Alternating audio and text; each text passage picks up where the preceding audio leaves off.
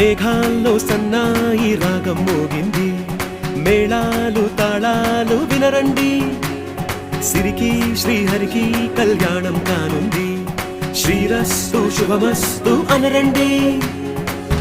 అచ్చతలు గంటో పెళ్లికి అర్థం చెప్పారంటూ, మెచ్చదగు ముచ్చట ఇది అని సాక్ష్యం చెబుతామంటూ, జనులంతా జై కొట్టేలా జరిపిస్తామండి. అందాల కుందనపు బొమ్మవని జత